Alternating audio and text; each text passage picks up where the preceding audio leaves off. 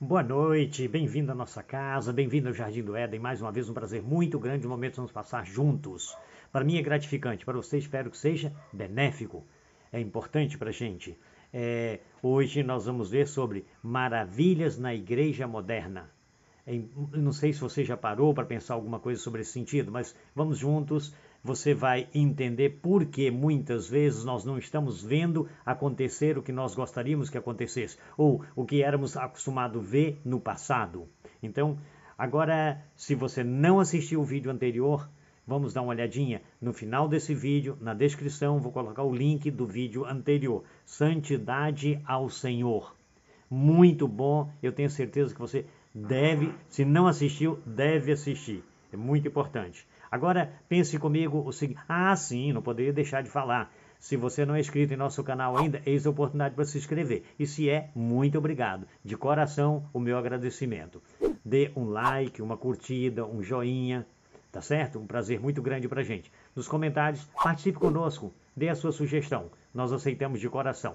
E compartilhe, porque compartilhando está nos ajudando a ajudar muitas outras pessoas que também precisam destas informações. Agora, pense comigo o seguinte, talvez você deve ter considerado, algumas pessoas pensam, mas no passado, no Antigo Testamento, era fantástico as experiências, nós vemos o que aconteceu com Abraão, nós vemos a experiência de Daniel na cova dos leões, de Ananias, Misael e Azarias na fornalha ardente, e assim nós podemos fazer menção de Pedro, quando foi liberto da prisão pelo anjo, e uma infinidade de outros casos, experiência de Eliseu. E em cada cena, Eliseu mandar a Naamã ir ao Rio Jordão mergulhar 7 vezes e ficaria curado. E por que a gente não vê essas coisas acontecendo nos nossos dias? Essa é a pergunta. Como se fosse no passado era uma coisa e agora essa coisa é diferente. Verifica o seguinte, o grande problema muitas vezes as pessoas até pensam, Deus não opera mais maravilhas? Eles fazem essa pergunta. Vamos considerar o seguinte ponto. O problema não está em Deus. O problema é muito simples. Está no ser humano. As escrituras sagradas nos dão base para a gente confiar no que nós estamos falando agora. Isaías capítulo 59, no verso 1, nós encontramos as seguintes palavras. Eis que a mão do Senhor não está encolhida para que não possa salvar, nem agravado o seu ouvido para que não possa ouvir. Está notando como que é a situação? É simples, é muito simples. Está notando? Deus ainda tem disponibilidade da mesma forma como no passado. O ouvido do Senhor está atento. Ele pode fazer nos nossos dias tudo ou mais ainda do que fez nos tempos passados. E tenho mais um texto das Escrituras Sagradas que está em Hebreus capítulo 3, verso 8. Jesus Cristo, o mesmo, ontem, hoje e eternamente. Ele diz, eu e o Pai somos um. Deus, o mesmo, ontem, hoje e eternamente. Não muda. Então, esse ponto é importante. Considerando nesses termos, nós vamos entender. Deus, não é que Ele não está operando. É que nós não estamos dando abertura para Ele operar. E os que estão dando, às vezes estão ficando até constrangidos de testemunhar. Esse é o fator. A questão consiste no seguinte, Deus fez, faz e fará maravilhas.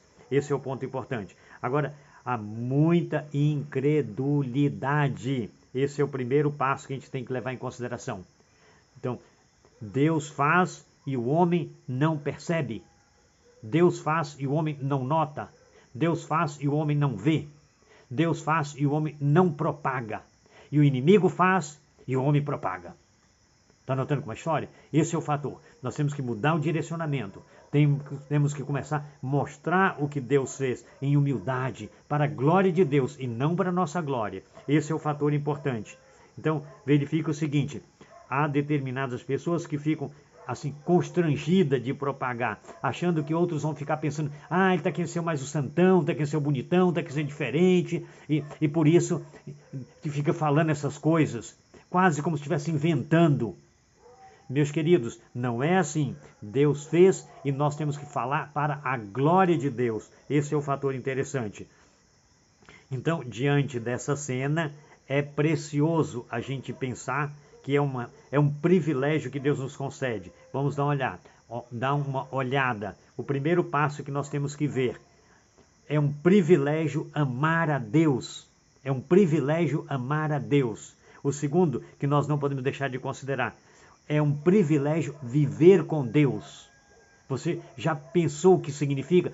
Se você planeja viver com Deus na eternidade, então tem que aprender a viver com Deus nessa terra. Aqui que nos habilitamos para a eternidade. Esse é o ponto importante. E depois, é um privilégio falar sobre Deus com todas as pessoas. Esse é o ponto importante. Em todos os lugares e em todas as situações. Agora, verifique comigo uma experiência fantástica que nós encontramos em Tiago, capítulo 5, verso 17 e 18. Olha que cena. A gente fica pensando que, não, é porque eles eram diferentes. Por isso que acontecia com eles. Olha, aqui diz assim: Elias era um homem sujeito às mesmas paixões que nós.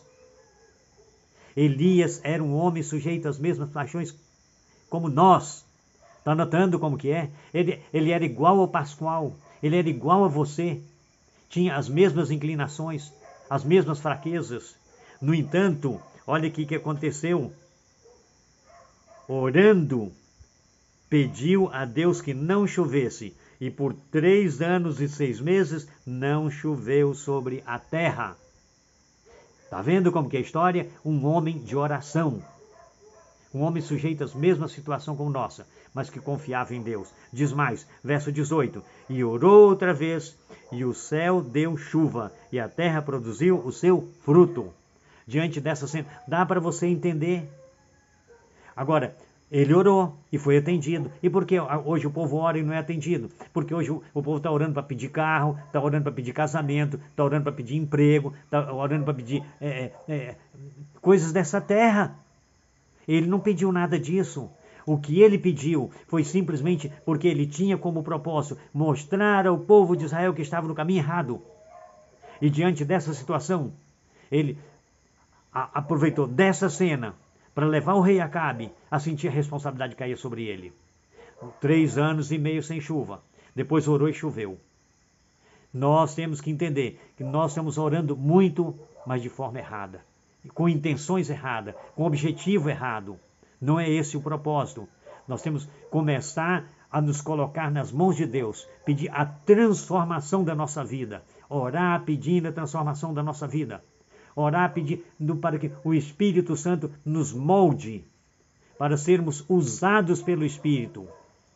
Eu tenho falado em outros vídeos que há pessoas que querem ter o Espírito, mas não querem submeter ao Espírito. E se eles não submeterem, não vão ter nunca. Se aparecer algum Espírito por aí nessas pessoas, só não é o Espírito de Deus. Esse é o fator importante. Agora, verifique o seguinte, que nós temos aqui o seguinte, pense comigo. Aqui nós encontramos em 2 Reis, capítulo 1, verso 9 e 10, o servo de Acasias reconheceu Elias como o homem de Deus. Nós encontramos também em 2 Reis, capítulo 4, do verso 8 ao 37, a experiência que Eliseu foi reconhecido como homem de Deus. E você está sendo reconhecido como o quê? Eu estou clamando, Deus, faz-me ser reconhecido como o homem de Deus. Eu preciso disso, Senhor. Eu preciso ser transformado à imagem, ao caráter do Senhor Jesus. Me dê essa graça, me dê essa bênção. Agora eu pergunto, diante dessa situação toda, o que você tem percebido de uma forma assim bem saliente, bem dramática, que tem marcado em sua vida, que Deus tem feito em você? Esse é o ponto importante. Então, peça a Deus para te mostrar, porque muitas vezes Ele já fez e você não notou. Às vezes Ele já fez e você não glorificou o nome dEle, falando o que Ele fez. Diante dessa cena, nós temos que entender, não é para a gente se exaltar, mas é para glorificar a Deus. Eu fico feliz de perceber como que Deus me tirou do mundo. Na hora que eu ia cair no mundo da perdição, Ele me salvou. Eu louvo, eu glorifico, eu não posso esquecer dessa cena. E eu tenho que agora ser profunda, imensa e infinitamente agradecido. Na eternidade, constantemente agradecer por essa salvação tão significativa, tão preciosa que Ele me deu. Não posso perder essa oportunidade. E tenho que agora segurar. Não posso esquecer que Todo privilégio vem acompanhado de uma responsabilidade. Você antes era o funcionário de uma empresa, agora você é convidado a ser gerente da empresa. É um privilégio, só que vem acompanhado de uma maior responsabilidade. Então, servir a Deus é um privilégio. Agora vem uma responsabilidade. Eu preciso de andar com dignidade diante de Deus. Eu preciso mostrar o caráter de Deus ao mundo. Eu preciso viver a intimidade com Deus.